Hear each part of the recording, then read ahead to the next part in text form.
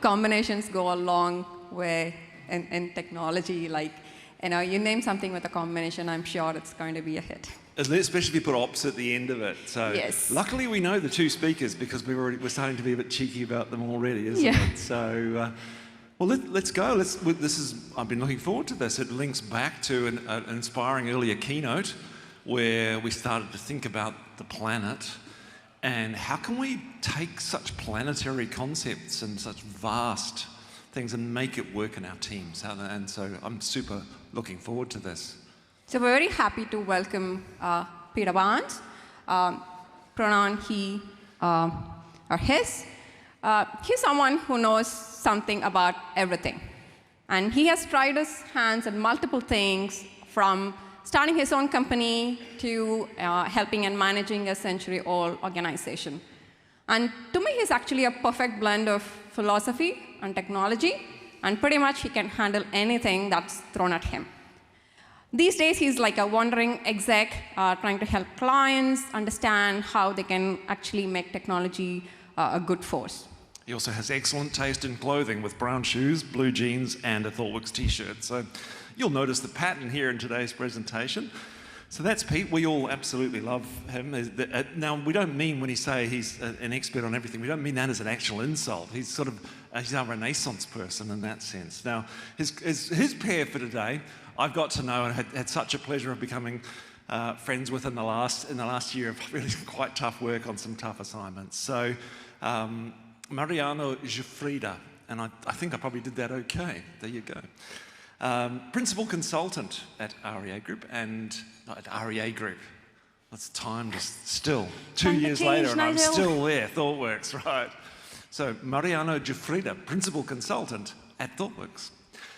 What people don't know about Mariano, and you'll learn about his technical competence today and his curiosity in solving problems, is that he was also once an Air Force pilot. And you've got to know that people who can think that fast are well suited to working at Thoughtworks with some of the client problems that we have. He and I have a passionate interest, as we do with share with many architects, of drawing boxes and lines on pieces of paper. Mine tend to have people in them, yours tend to have other things in them, and we worry about the performance of the lines in between them. And they're going to talk today about one of these combinations, FinOps. Not fun ops, I know I sound like I said that, but it's financial operations. Over to you both. Welcome to the stage. Thank you for joining us. We got the slide.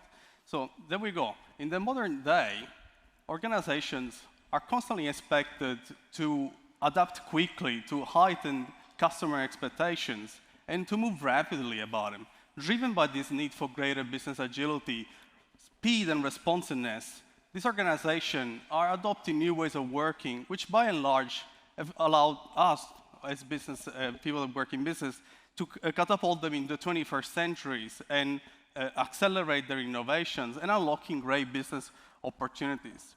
At the same time, though, some organizations are struggling to process these technology-driven disruptions. Together with those innovations and these opportunities, those innovations, together with these opportunities, are bringing new challenges and which are a new situation that you have to learn to deal with. Managing cloud costs is one of them. We often hear our clients struggle with this, lamenting ballooning cloud costs. And I'm sure that no matter the reality or the size of your organization, you're well aware of this challenge. And possibly, cloud costs are already a major component of your balance sheet. So in this talk, Pete and I will introduce you to FinOps, a newer discipline in the management of your cloud spend. We'll introduce you to the main ideas and the philosophies behind this concept. We often recommend our clients to start early on this journey. You don't need to have a gargantuan cloud deployment or a massive cloud bill to start. Start caring about your cloud spend today. You probably already do, I hope. So let's start early if you haven't already. Every journey is by necessity different. So we will not provide you today with a playbook, a step-by-step guide to the FinOps Shangri-La, but rather we'll put together a game plan, effectively aligning the characteristics and the goals of what we are striving for. So this is our promise. But let's take a step back. The modern digital business, the digital business, had to learn to outperform the competition by innovating at speed, like a little bit like the flying. And 3 industries movements, let's call them like this, have really revolutionized the ways in which we operate our digital business and the way we build software. I'm pretty sure that you could all guess which ones I'm referring to, but allow me to take you on a quick trip down memory lane. In the early 2000s, it was the agile era. Business leaders had to discard all narratives based on long-term planning and sometimes micromanagement in favor of more iterative methods based on the inspect and adapt cycle. This is the birth of autonomous, outcome-based teams that are usually responsible for the development of a product or part of a product. But as these teams were accelerating, they started to encounter new frictions, usually in the area of operations, or we're going to production. And here comes the second revolution. The DevOps culture effectively breaks down the silos between development and operations team and sees the adoption of a more streamlined process. In many ways, FinOps, the topic that we're talking about today, builds on top of those 2 methodologies and those philosophies. So that's why we're talking about them. And that's why, in our opinion, they are a prerequisite for this journey, Agile and DevOps. The third movement I called before, the third revolution, is the advent of the cloud computing era. The adoption of the cloud has opened the door, and I don't have to tell you this, to incredible business opportunities, and it's been a tremendous enabler for innovation at speed, once again. Your relationship with infrastructure has probably changed with the cloud, away from data centers and server provisioning to the ephemeral nature of it. The cloud presents 3 characteristics. It's on demand, it's infinitely scalable, or nearly so, and it's self-service. This last characteristic is probably the most important one for the purpose of this talk. Nowadays, like ever before, us as engineers, we're only a few keyboard strokes and a credit card swipe away from accessing a wide variety of resources and services. Think about it, computing, storage, data monitoring, data processing. The world is at our fingertips. So among other things, cloud adoption is pushing together 2 worlds, the world of finance and engineering, which in traditional models were separate and governed, really. Now control of a spending decision moves away from typical procurement teams to the hands literally, of product and engineering teams who are now capable of directly committing your enterprise to spend. At the same time, as cloud costs grow sometimes and increase, engineering teams and business leaders, they are sometimes left unsure whether this growth is proportional to the value, to an increase in value. In many ways, we have lost the benefit or the psychological safety, I would say, of centralized cost controls methods, where once again, which are based on those procurement teams I referred earlier, where every dollar was identified, allocated, and possibly justified against the future of the promise of future value. But so, how are we going to tackle it?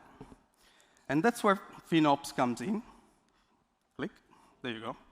FinOps, which brings new scaffolding for this change and re-engineers financial governance under the lens of this new decentralized model, what I was talking before, product engineering teams all doing their own things.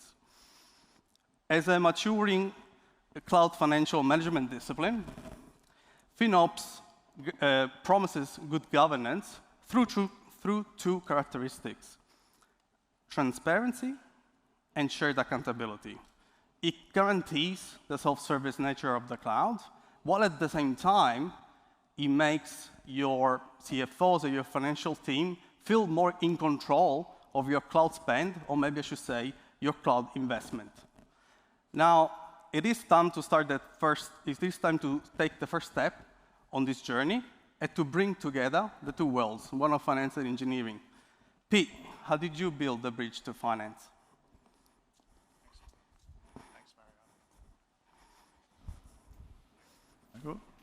Here we go, we're working now. Thanks, Mariano. So I'm a lifelong technologist, and usually at this point all the engineers in the audience go to sleep because they see the word finance come up. I got into business by accident, and in doing that I learnt a whole new language. I wish I'd known it earlier because it helped me to appreciate the perspective that finance folks had on our technology estates and our business, and it helped me make better decisions. It helped me influence those decisions which affected me. FinOps as a discipline makes some of those, the language and the perspective more pervasive and accessible within our organisations. But business finance can seem kind of impenetrable at first because there's a lot of jargon around it. Even the concepts are a little bit strange. It's not that hard. It's very similar to your personal finances. We all like to know that our income is going to be greater than our expenses. We like to have our personal valuation, our net worth going up. And we really hate it when there are unexpected changes in life. The interest rate suddenly goes up and our assets suddenly devalue. In business, we have a bunch of terms, and these are ones that I'm often surprised. I come across people who are quite late career in technology who don't know what these terms mean, yet they're used against them every day by other folks in the business. So I'll go through an example here just to try and debunk a few of them. A while back, I was working with a business who were growing really fast. They had good revenue coming in, and they had lots of traffic hitting their site. They needed some load balancers to manage that traffic. And this was hybrid. They had a data center still. Those load balancers were going to cost them $100,000. And because they got a physical thing, that would be an asset that would last them for a number of years. It would generate, in theory, benefit the business for a number of years. That assets can be both tangible, so physical things like your load balancer or your house. They can also be intangible. So this is really relevant for software engineers in the room. The software you build is often regarded as an asset. All the money goes out at once, though. When you buy an asset, the horizontal axis here is time. The point of purchase, all the money went out the door, right? Sure, I'm not showing how you finance, if you borrow the money, but there's a big lump of upfront cost. What corporate finance allows us to do is depreciate assets or amortise them over a period, and that smooths out what would otherwise be this big lump in spending right at the start. It's a bit like buy now, pay later or your mortgage or something. It's just a schedule of repayments, effectively, over the life of that asset. But it's really dumb. It's just a time-based thing, usually. If the asset no longer generates value or you don't need it anymore, you're stuck with the remaining value. You have to write it off or write it down at that point. And CFOs hate that. There's also this thing called Opex. They're the biscuits for Andy's book club. They don't deliver a benefit beyond the current year. In terms of our load balances, they were things like power and cooling and administration and maintenance expenses. Labour comes into that. So some of our labour will be regarded as Opex, and it's always recognised when it's incurred. There's usually no business case required for Opex. Big capital investments, you have to write a very long business case and convince somebody that there's going to be a long-term benefit. Opex is far more discretionary. When you combine these things, you end up with a total cost of ownership of an asset. This is what it costs you over the life of the thing. And it can be broken down into periods. So if you overlay the two, you've got the recognition of the capital investment at the bottom. There's some Opex on top of that. But it looks very linear, right? When you overlay the load on our load balancer, so this is utilization, which Luke talked a bit about earlier on, This particular product did quite well. They had a really good period, and then it fell away. There was a competitor came along, disrupted them. So the traffic went up, went down, but they were still stuck with this linear recognition of cost.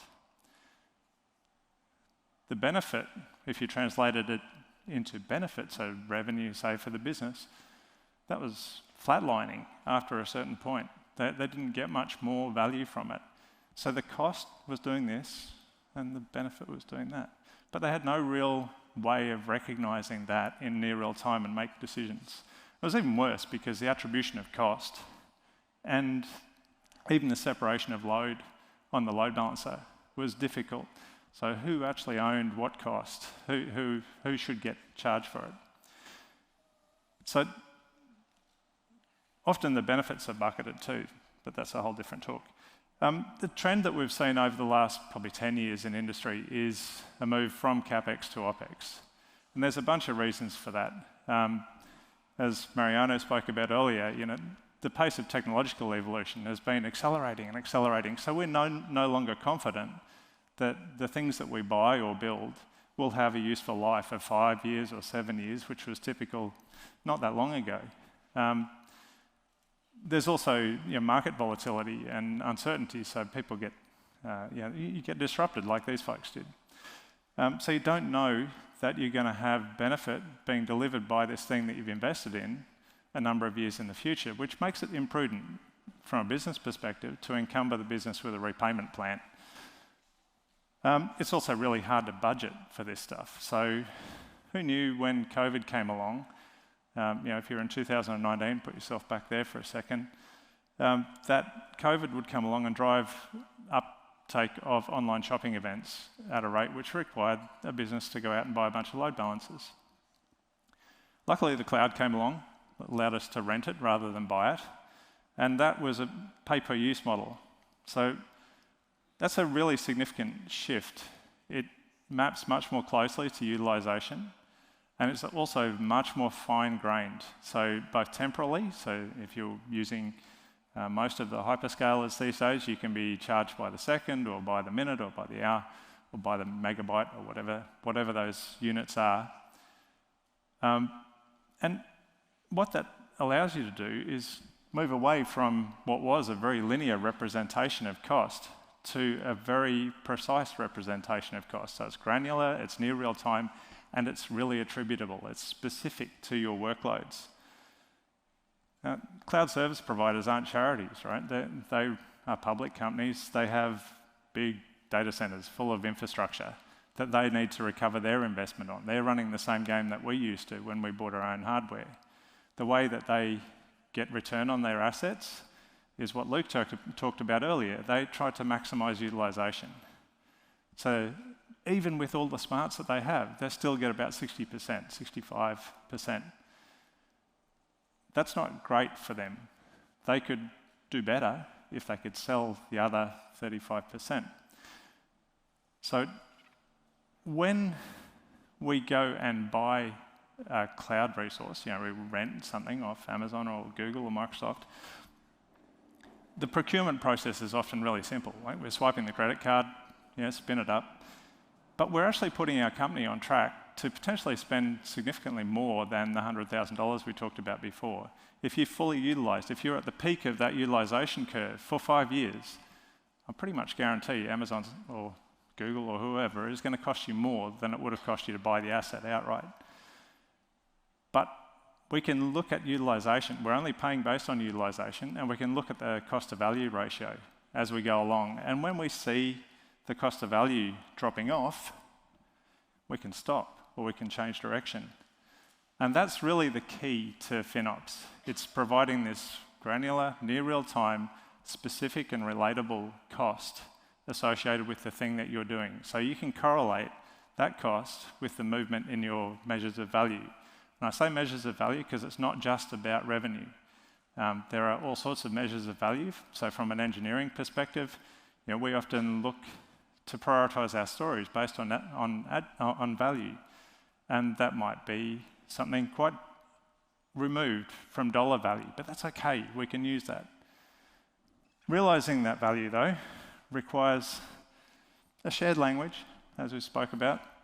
And there's, I guess, as you develop that relationship with the finance folks, and I would encourage you to go and build a relationship with the accountants and the bean counters, terrible as that may seem, your prudent use of your autonomous buying power as an engineer builds trust. They start to trust you to go out and spend their money and not do harm to the business. You provide better predictions, more accurate predictions on what your spend is going to be, because you can see that correlation between utilisation and the things that you're doing and the movement in value. The feedback loops get tighter and tighter. The finance folks help you to make decisions which benefit the business, and you help the finance folks to know what's coming and to manage the financial results of the business. So, all sounds pretty good, but how do we actually get started, Mariano? Awesome. So, we hopefully start having a little bit of an understanding, or a common understanding between finance and engineering, and we start having a common vocabulary. So as engineers, as Pete was saying, we start understanding things like utilization, the fact that our production environments could be treated as Opex, and now we understand what Opex is, and the fact that possibly our development environments could be treated as CAPEX, maybe. At the same time, though, finance is starting to learn about engineering too. So they start hearing about microservices and shared compute platform, Kubernetes, what is this thing? They start understanding why we care about availability and resiliency, and how do we treat those characteristics, and what's the impact on costs. So now we're armed with this common understanding. So the next big goal is cloud spend visibility. As we said, FinOps is predicated on transparency and shared accountability. So let's start with the first one. So cloud spend visibility. And the next job is to start to allocate cost to teams. So this is where teams start analyzing their spending data. And they start allocating every cost line to at least an application or a service. This is really, really important because effectively allows the team to map their cost structure to the value that they are generating. And as they become better at it, this will allow them to forecast and the spend and generate even their own budgets. So the principle is that we allocate everything. Everything gets allocated, including shared costs, including the enterprise support license. Everything gets allocated. And this is not new. Businesses always had to pay for IT somehow, but the reality of things sometimes change from organization to organization, who sometimes use internally agreed heuristics for the allocation. And FinOps instead advocates for a much more direct and objective association between a resource and who's using it. What is it used for? Is it R&D? Is it production? Is it this domain versus the domain? Is it this team versus the team? Is it this product versus the other product? So luckily, across all three, there's more than three, but anyway, across the major cloud providers, they give us the tooling to perform this allocation in an easy way. And effectively, we're left with three strategies to perform this allocation. We could leverage hierarchical contracts, effectively allowing us to group resources together. So this could be things like a linked account in AWS or projected folders if you're using GCP, or it could be your subscriptions or resource groups if you are using Azure. Second strategy is resource tagging, which effectively allows us to associate a custom key value pair to any resource. And last, we could use a mix of the two. Now, utilizing hierarchical contract, it's usually suitable only for simple topologies. When you are trying to account for only one or two dimensions, for example, the domain and the team, something that's simple. On the other hand, resource tagging is a lot more flexible, it's a lot more adaptable, it's a lot more granular, which we learned that it's really important. And it's quite, as I was saying, it's a lot more adaptable. You can change it as you're maturing on your FinOps journey. So as such, resource tagging is a good, sensible default. Having said that, we've seen clients be successful using the third methodology, which is a little bit of a mixture of the two, effectively using hierarchical contracts for coarse grain allocation and using resource tagging for finer grained allocation. And why is that? Why is that useful? It provides a useful safety net because it avoids completely unallocated costs. So as a minimum, the resource will be part of a group or somewhere in the hierarchy, and as such, will be allocated to something at least, even if you forget to tag things. Now the question becomes, which dimension should we care for? Like which tags translated to what I just said? And the question is the typical consultant answer, which is, it depends. And it depends on the reality of your organization. It depends on what is important for your finance department. So once again, partner with your finance department and trying to understand what matters for them. Bring it to first principles and try to identify the questions that you want the data or this cost spend data to answer. And I'll give you some example. What is your R&D? How much am I spending for product X? How much is it costing me to operate it? Which team is spending the most? Where am I investing the most in domain? These are just examples of questions that you might want to answer through those data. Our recommendation is to start really, really simple. Tags and dimensions such as domain, environment, service name, team, they are all good starting points.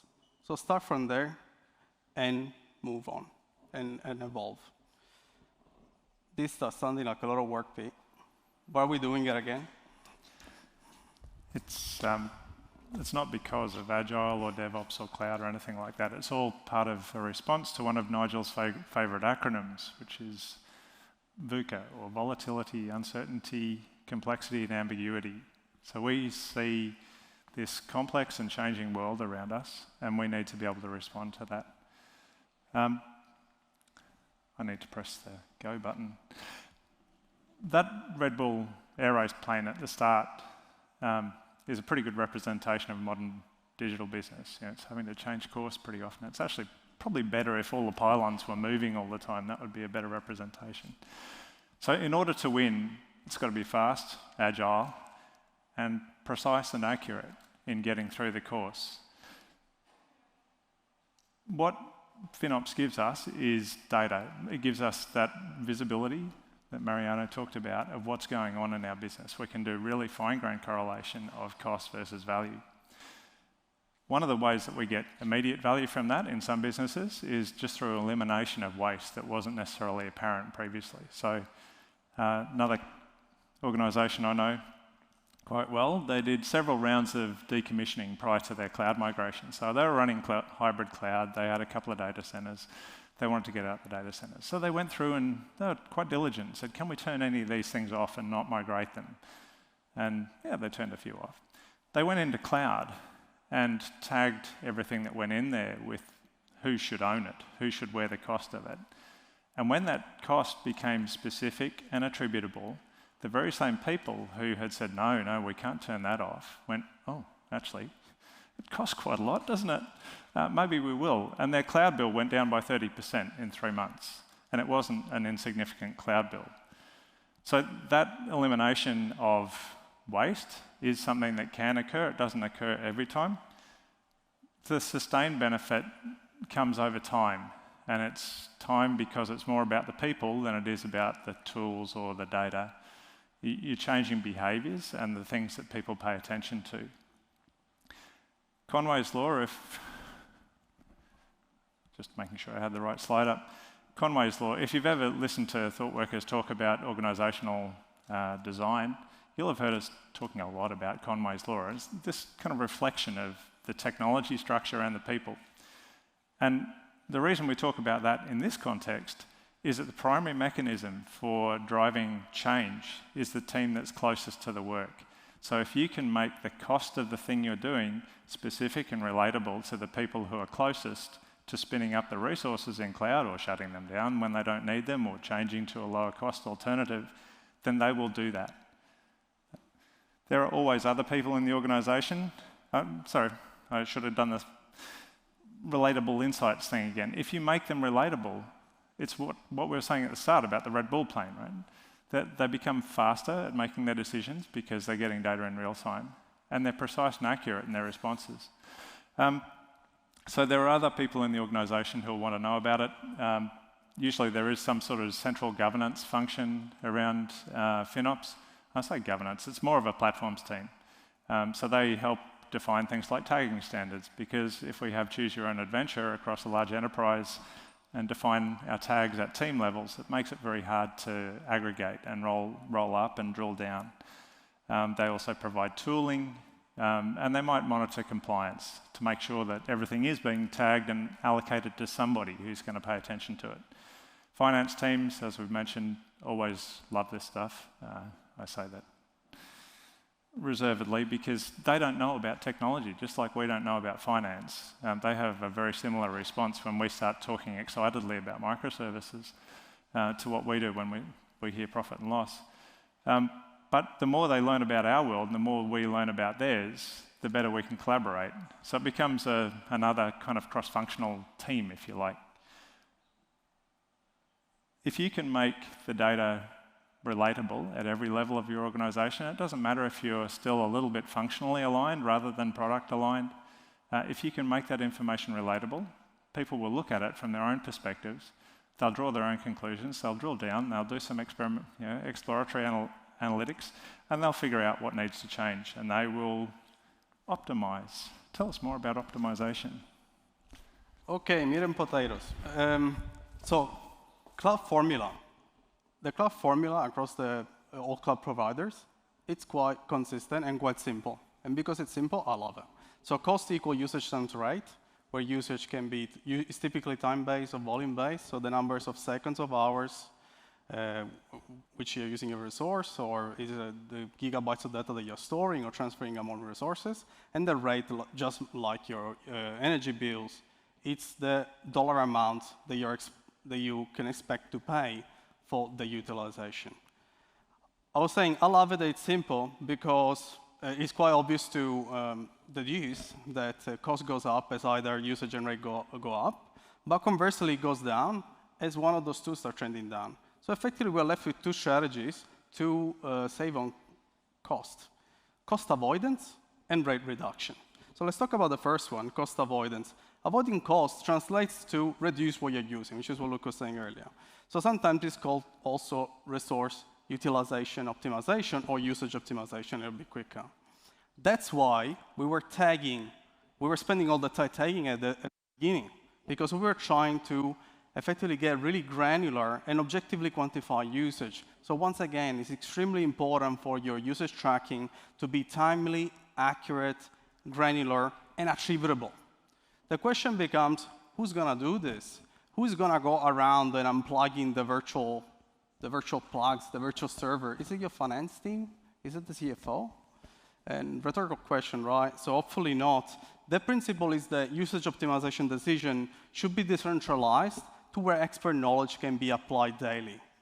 And in the context of your systems, that is your product and engineering teams, because they are the custodians and the owners of it. They have built it, they typically own the resources, they understand how those resources and those systems contribute to the generation of business value, so they are also best positioned to make those decisions and evaluate if there is any usage inefficiencies. The DevOps ethos, you build it, you run it, already ensures investment into quality up front, and by doing so, it effectively reduces the cost and the maintenance cost later on, like bugs, refactor, these kind of beautiful things. With FinOps, we extend it to you build it, you run it, and you pay for it, figuratively speaking. We're not going to ask for money, which adds an extra dimensions of care and avoids spending on solution. This is effectively a continuous process where day in, day out, rinse and repeat, your engineers will start evaluating the cost and making trade-offs. They're given full accountability. Remember at the beginning we were talking about shared accountability over cloud usage, and are empowered to make autonomous decisions. Start small. Even simple things can have a great, can save you a material amount of money, effectively, over a period of time. And I'll give you a tiny examples. Avoiding to create by default the always larger instance in your cloud deployment, especially in your development environment, will save you hundreds of thousands of dollars over a year. And this is a true story. Then raise the layer of sophistication. Right size, shape your usage based on your customer demand, scale in, scale out. I don't need to tell you that, you already know it. Shut down your instances, decommission systems that are not generating value. Reduce your footprint, get rid of things if you don't need them. If you need them, keep them there. Eventually, the teams are probably going to think about performing every design. And that is a good thing, provided that the benefits go over the costs. Great engineers will strive to build great products while managing costs, is the message I want to leave you with. Surely we can get a discount. Thanks, Mariano. That sounded a lot like what Luke was talking about at the start around doing less, right? We just turn the stuff off we don't need. That helps. What's the next one? Oh, rate optimization. So anyone who's ever seen an Amazon bill or a Google bill or a Microsoft bill will have pulled this face. They can be really large, and you can actually pay a bit less. Sorry, I'm scratching my microphone. Some of it is within the control of procurement, and some of it is within the control of engineers. The procurement side is, enterprise agreements and those sorts of things. At a central team level, you can reserve capacity. The reason these things give us a discount, or the cloud providers are willing to give us a discount, is because it ensures higher utilization of their infrastructure, and that's what drives their profitability. So if they've got 60% utilization using their magic algorithms, if we can tell them for sure that we need a certain amount of capacity in advance, then they can be confident that they can drive higher utilization, and that they will give us a discount for that. The third scenario,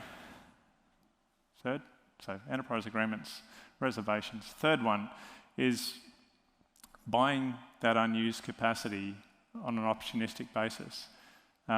Depending on which cloud you're on, this is sometimes called a spot market.